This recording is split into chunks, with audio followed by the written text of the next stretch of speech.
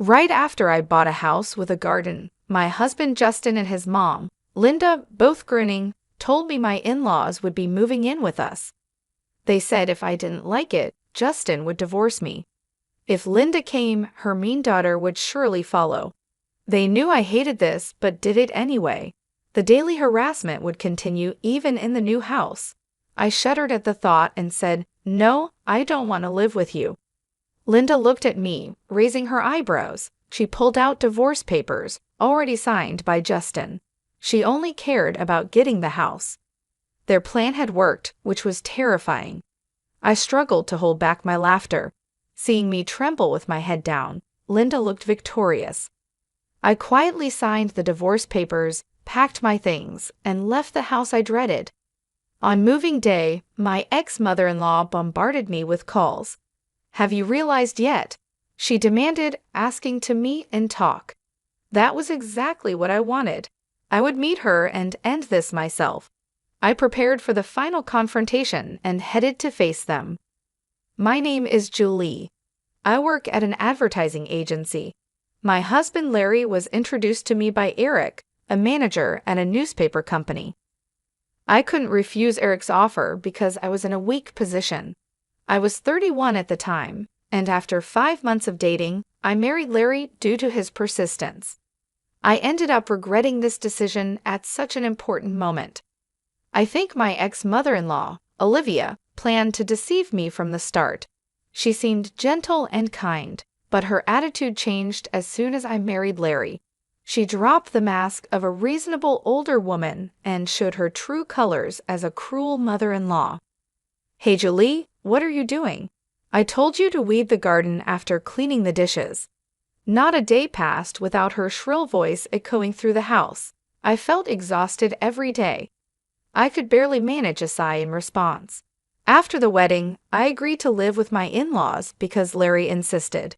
His father had passed away, and Olivia, his mom, had been dealing with a leg injury for years. Larry begged me, saying he couldn't leave his aging mother alone in the old house. But when I got there, I saw Olivia walking around just fine. She said that teaching a daughter-in-law was a mother-in-law's duty and treated me harshly every day. Larry was no help either. Whenever I suggested living separately, he made excuses and avoided the issue. He always did whatever she wanted and never stood up for me when she scolded me. "Yeah, my mom has quite a temper, huh?" he would say. "Stop grinning and help me. This is really hard for me." After getting married, I began to feel intense anxiety and depression. I found myself crying unexpectedly or feeling sick for no reason. After seeing a doctor, I was diagnosed with an adjustment disorder. The thought that every day spent at my in-laws was affecting me badly was truly unpleasant. Despite my feelings, Olivia continued to make unreasonable demands. "Don't be lazy just because it's your day off. Have you finished cleaning the room? You haven't gone shopping yet, have you? Make sure to check the discount stores before you go. Please, Olivia, don't shout at me. I have a headache. I'll do the cleaning and shopping later," I pleaded. "Don't give me that. When you're told to do something, you do it immediately. You're the daughter-in-law, aren't you?" "A daughter-in-law is not a maid," I wanted to retort. Her demands often involved the house itself, cleaning the gutters, replacing the wallpaper, fixing the splinters in the pillars. The in-laws' house was very old and falling apart. It creaked whenever the wind blew. Each time, she would urge Larry to get a new house. "This place is a rental, you know. We're renting it cheaply from an acquaintance. Just once, I want to live freely in our own home. Don't you think so, Larry?" "I do, but we can't afford it on my salary. A house of our own is just a dream," Larry replied. Olivia grew frustrated with her useless son and took out her frustration on me. "Cook, clean, weed the garden, take me to the hospital." She didn't care that I was exhausted from working full-time. It was no wonder I developed an adjustment disorder. I couldn't help but think that every day. 5 months after moving in with my in-laws, a woman who made my miserable life even worse arrived. Larry's sister Kelly came back after her divorce, bringing her child with her. She said her ex kicked her out, saying he didn't want to see her face anymore. Well, it's my fault really, she admitted. I left my kid alone and slept with my husband's boss. What kind of morals does this woman have? When Kelly saw my shocked face, she smiled a little. Kelly, who looked just like Olivia, acted just like her too. She refused to do any housework and made me clean her room as well. It's only fair, right? I'm raising a child. You wouldn't understand since you haven't given birth, but it's harder than it looks. So thanks in advance for your help, Julie. Kelly didn't work. She lazed around all day. Her care for her child was half-hearted at best. She would lie on the sofa doing nothing. On weekends, her behavior was especially bad. She'd leave her young daughter with me and go to the arcade. Kelly had some bad friends from her wild days and sometimes started drinking with them in the afternoon. I wished she would at least help with some of the housework, but Kelly did absolutely nothing. She was the type of woman who would do anything to get money for fun. One day, Kelly handed me a drawstring bag. When I looked inside, I saw my dad's cufflinks, a ring, and some vintage lighters. What do you expect me to do with these? I asked. Figure it out. Sell them and make sure you get a good price, okay? Kelly said casually. These were my late father's belongings, meant to be keepsakes, yet Kelly told me to sell them without a second thought. I felt a wave of sadness, especially since she would likely use the money for the arcade.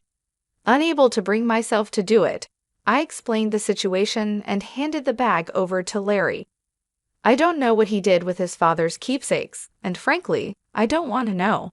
When Kelly first returned, many things happened. My belongings frequently went missing after she arrived. Around that time, I also discovered that Larry was probably having an affair. A friend who worked at a different advertising agency saw him in town on a weekend. Larry was walking arm in arm with a flashy young woman. I was furious when I heard the story. I'm working hard from morning till night, even on weekends, and you're out having fun with a young woman. Unbelievable. This is cheating, right? Who is she? Tell me the truth. It's not cheating. She's just a worker from a massage parlor, Larry replied. And how is that any better? You shouldn't be going to such places when you're married, I shouted. Kelly laughed hysterically at our argument. Olivia seemed annoyed but didn't strongly scold Larry. According to Olivia's logic, if a husband goes to such places, it's because the wife isn't devoted enough. Getting upset over something like that is embarrassing. The problem is you. If you were more devoted to Larry, this wouldn't happen, Olivia said. I don't agree, Olivia. Isn't that a bit unreasonable? I said. This is the norm in this house. Besides, going to places like that or having an affair shows a man's strength. A wife should forgive such things with a big heart, you know. What was normal for them was crazy to me. Forgive visits to those places and affairs? There was no way I could do that. My frustration only grew, and I couldn't just stand by any longer. Determined to change this unpleasant situation, I decided to take action. Olivia and Kelly stayed the same day after day, treating me like a servant. They lounged around on the sofa or floor, raising their voices when they were hungry. Hey, why isn't lunch ready yet? It's already noon. Stop dragging your feet, Julie. You're so slow, it's annoying. Then why don't you make it yourselves? I've been cleaning the garden, airing out the carpets, and shopping with no time to rest, I replied. Don't talk back. Know your place as the daughter-in-law, they snapped. I wasn't even allowed to voice my opinion. I was utterly fed up. I wanted a divorce immediately, but if it were that easy, I wouldn't have been struggling. Larry was introduced to me by Eric, a manager at a newspaper company. I owed a lot to my boss, Richard, who also asked me not to do anything that would embarrass him. Olivia knew this and often used it against me. I was completely stuck between a rock and a hard place. For a while, all I could do was endure. Then, one day, Larry's affair became undeniable. That friend from the other agency got solid proof. The first stage of my plan was complete. I needed to figure out my next move. About a month later, I think it was. Kelly spread out a housing catalog on the dinner table after dinner. From every angle, it was clear that these were items I had put in my bag. Look at this. Julie was planning to buy a house. Wait, did you rummage through my bag? Why? Why would you do that? I demanded. Just be quiet. Oh, it's a nice house, a bit in the countryside, but still. Hey Julie, you should have discussed something like this with me, Kelly said. I had my eye on a house with a garden. As Olivia said, it was in the countryside but looked quite good. I had already visited the place several times and met with the real estate agent. When I admitted this, the three of them became very interested. What? How far along are you in the process? Are you going to buy it? It's cheap and spacious. Not bad at all, Olivia said. Larry added, "Men got to be bold. Oh, well, a house with a garden, huh? That's a big decision if you decide to become the head of your own household. I'll support you, and I'll even help a little financially. Wouldn't you like to leave here and live with Julie in your own place?" Olivia said, pretending to be supportive. She was already encouraging Larry before I could say anything. How fake. She had no intention of letting me go easily. When I asked whose name the house would be under, Larry frowned. I'm the head of the household. It will be in my name, of course. Then can I go ahead with the purchase? We'll buy this house, and the two of us will move out, right? I asked. All right, I've decided. I'll buy the house. Go ahead and move forward with the arrangements, Larry finally said firmly. Olivia and Kelly both praised Larry for his decision, but I noticed them exchanging a knowing smile. A few days later, just after buying the house with a garden in the countryside as planned, Larry and Olivia, both grinning, made an announcement. They're moving in too, Larry said. What? But you said we live there alone, I exclaimed. After thinking it over, we decided to live together. You're not going to say no, are you? If you refuse, I'll make Larry divorce you. I wonder what your boss Richard would think of that, Olivia said. There it was, a cowardly move. If Olivia came, Kelly would surely follow. I shuddered at the thought of daily harassment continuing even in the new house. No way, I absolutely refuse. I have no intention of living there with you, I said firmly. You don't seem to understand your position, Olivia said, her eyebrows shooting up in anger, her face red, veins bulging at her temples. She pulled out divorce papers from somewhere, and Larry's part was already signed. Her face showed she didn't care about anything as long as she got the house. If you're really going to refuse, then sign here, she said. All right, I will. I'll sign. Let's get divorced. I've had enough, I replied. What? Hey, Julie, are you sure about this? Larry asked. Leave her. A useless woman like this is just going to make you angry. You're young. You'll find a new wife soon enough, Olivia said harshly. I quietly signed the divorce papers. Olivia looked triumphant, but she had no idea how I felt. My plan had worked perfectly, which was terrifying. I struggled to hold back my laughter. A few days after I moved into my new apartment, I started getting a lot of calls from Olivia. Checking my calendar, I realized today was their moving day. She must have figured it out. The phone kept ringing nonstop, typical Olivia. Ignoring the calls didn't help, they kept coming. Finally, I answered due to her persistence. Olivia didn't even say hello, she just started yelling. Julie, how could you do this? What kind of house did you make us buy? Hello, Olivia. Calm down. What are you talking about? I don't understand, I replied.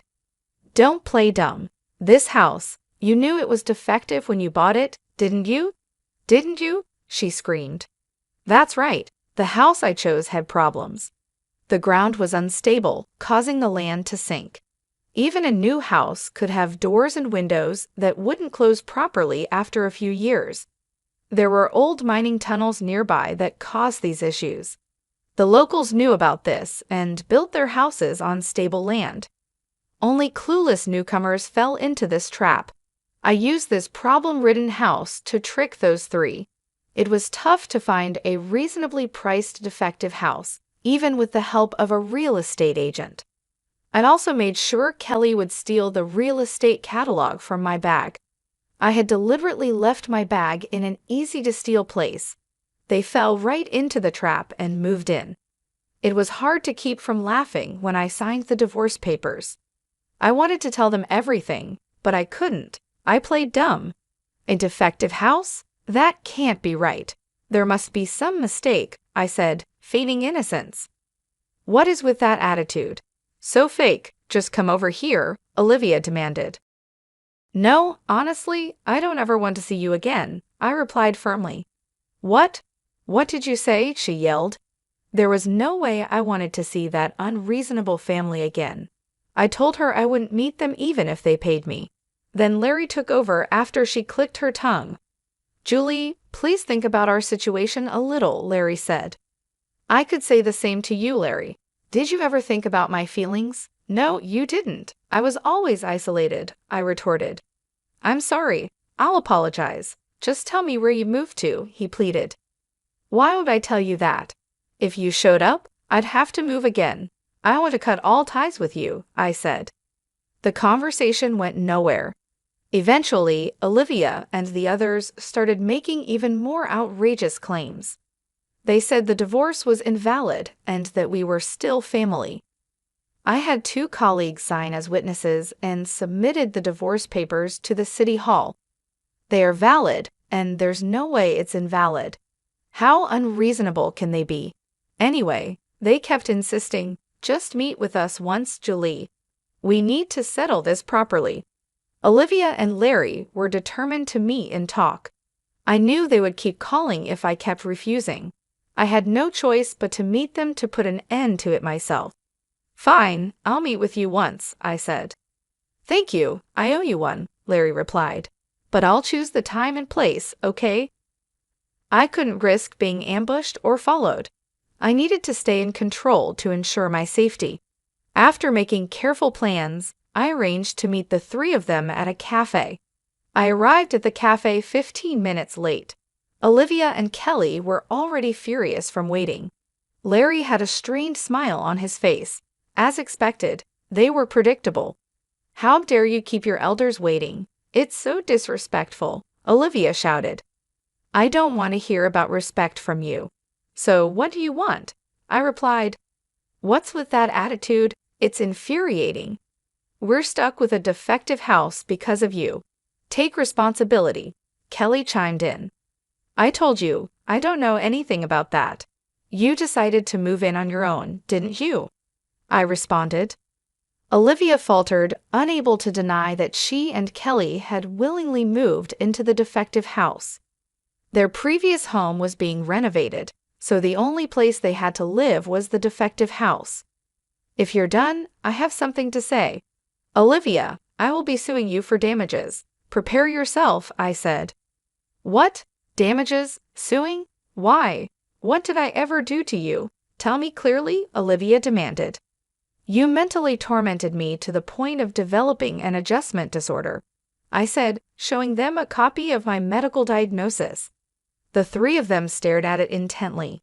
Olivia's eyes widened. She probably never imagined I had been seeing a psychiatrist. You never thought about how much your words hurt others, did you? It was very painful for me. I felt nauseous and cried a lot. It was really tough, I continued. That's because you're weak. You were a lousy daughter-in-law and deserved it. Isn't that right? Olivia retorted. Calling me a lousy daughter-in-law repeatedly is slander. Slander is punishable by up to a year in prison or a fine of up to $5,000, I said firmly. What? That's ridiculous, Olivia exclaimed. What's ridiculous? I countered. Olivia didn't understand the seriousness of her actions. She had no idea how harmful her behavior was or how much her verbal abuse had hurt me. You also did other things that are punishable by law. You threatened me multiple times, saying you'd tell Richard about the divorce. That's extortion, I added. Wait, isn't that a bit exaggerated? Larry interjected. It's not exaggerated at all. By the way, Extortion carries a penalty of up to 3 years in prison or a fine of up to $5,000, I replied. I won't back down on this, I said firmly. All right, wait a minute. Kelly stepped in, her eyes sharper than usual. She had the look of someone who wouldn't be intimidated by threats. What is this? Scaring my mom by taking advantage of her ignorance? Do you have any proof of these so-called slanders and threats? Yes, I do. I've been recording everything, I replied. What? Recording? Kelly's eyes widened. Yes, I've been recording with my phone's voice memo the entire time I lived at my ex-in-law's house. I have plenty of audio recordings, including data of Olivia's abusive language. Submitting this as evidence would confirm the charges of slander and threats. Did you really think I'd just take it? It's not just Olivia. Kelly, you're also guilty. You'll be held accountable too. What? Why me? What did I do? Kelly's voice rose in panic. Think about it. Haven't you committed any crimes, or are you saying you haven't caused me any trouble? Of course not. Don't be ridiculous. Kelly insisted she was innocent. I showed her the screen on my phone. Kelly's face turned pale. It showed her rummaging through my bag, nervously glancing around while searching the contents. What's that? How did you record this? Because my belongings frequently went missing after you arrived. Makeup, accessories, clothes, bags. I set up a hidden camera. This is awful. How could you do that? You're just a daughter-in-law. Unbelievable. Who's the one overstepping boundary here? Let me inform you about the penalty for theft: up to 12 years in prison or a fine of up to $5,000. I'll be contacting the police, I said firmly. Kelly's mouth opened and closed. She wanted to argue, but she couldn't. She looked completely helpless. I had kept track of all my missing items. Knowing the exact extent of the damages would make it easier for the police and lawyers to act. If I was going to do this, I would do it thoroughly. I was determined not to let these three off the hook. Finally, it was Larry's turn. He shrank back under my glare. If there was anyone I couldn't forgive the most, it was him. I believed a marriage was about mutual support, but Larry, you saw things differently, didn't you? From start to finish, you were always my enemy, weren't you? Enemy? No, I never meant that. Not at all. Please believe me. Even today, I was trying to mediate as much as possible, Larry pleaded. Sure, enough with the lies. I don't need your mediation, I said coldly. Larry was a cowardly man. He always sided with the stronger party. He had always been with Olivia and Kelly. Even now, he was trying to placate me to save himself. If he had been a slightly better man, maybe, but it was too late now. I would have stayed married if he had just said, "Let's move away and live just the two of us." I might have done that. The name of your affair partner? I believe it's Nicole. What? How did you know? Larry stammered. I had a friend investigate. She's good at that. I even have pictures of you and Nicole entering a hotel together. Look, here they are, I said, showing the photos. No, don't show them. Don't show them. Larry tried to stop me from showing the screen. He didn't want his mother and sister to see his affair. But why should it matter? Their morals were already broken. They were all like-minded. I put my phone and the copy of the diagnosis back in my bag. I had shown all the evidence I needed. Olivia, Larry, and Kelly looked defeated and drained of energy. If they did anything wrong, they'd be reported to the police. They seemed scared, but I was fully intending to consult the police regardless of their actions. I believe the police will come by eventually. Don't try to run. It will only make things worse. And make sure you don't follow me. Understood, I warned. Julie, don't be so cold. We were married until recently, remember? Larry pleaded. Yes, and honestly, I think marrying you was a huge mistake. I feel so relieved we're not a couple anymore. If you follow me, I'll press charges. So don't wait outside my office or contact me unless it's absolutely necessary, I said firmly. I made a few simple agreements with the three of them and left the cafe. Even after I left, They sat there looking dejected. You can't stop people from talking. The news of Larry's divorce quickly spread at his company. The reasons his infidelity and mistreatment of me spread along with it. As a result, Larry faced cold treatment at work. The person who introduced us was Eric from the affiliated newspaper company. Naturally, Larry lost his trust and was viewed harshly. Unable to endure the hostile environment, Larry eventually quit. He struggled to find new employment, and his relationships with his mother and sister became strained. About a year after our divorce, Larry reappeared in front of me. He called out to me as I was leaving work, and I turned to see a shabby-looking man standing there. "Larry, I barely recognized you," I said. "I know people say my face has changed lately," Larry said. He looked like he had been through a lot. Olivia and Kelly were convicted and fined, and I had claimed alimony from Larry. They must be struggling financially now. They still had to pay off the mortgage on the defective house, so things were tough. "How are Olivia and Kelly?" I asked. "They're alive, just barely hanging on. They're both working now because they have to, or we wouldn't survive. They always say they want to go back to the old life, relying on my and your income. They haven't changed a bit. They're like parasites," Larry said. Cutting ties with them was definitely the right decision. I thought he might argue, but he didn't. Larry sighed deeply and apologized to me. "I'm really sorry for everything. I deeply regret it. I was a fool. You were right. I should have always been on your side. I must have been out of my mind." "Your whole family has been out of their minds from the start," I replied coldly. "Please, let's live together again. I'll cut ties with them for real this time." "You're the only one for me," he pleaded. "Oh really? Too bad. I'm seeing someone else now." "Even if I wasn't, I'd never take you back," I said firmly. When I said that, Larry collapsed to his knees, but his pitiful act didn't work on me anymore. If I were less well-mannered, I would have spat on him right then.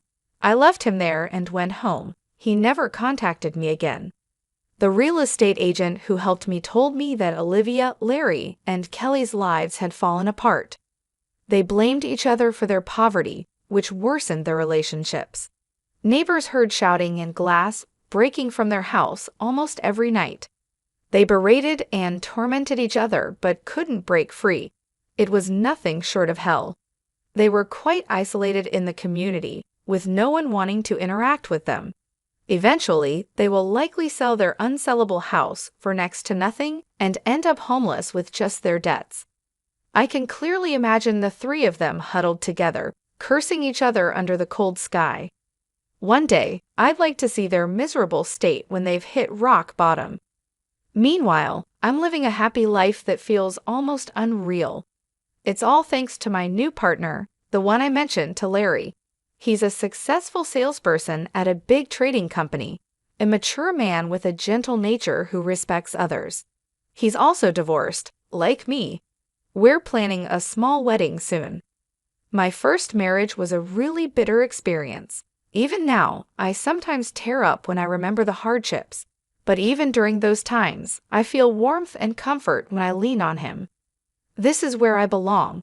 I took a long detour, but I finally arrived. That's how I feel. Because of the struggles I've been through, I can now be kinder to others. I want to use my experiences to live a positive and bright life. That's how I feel these days,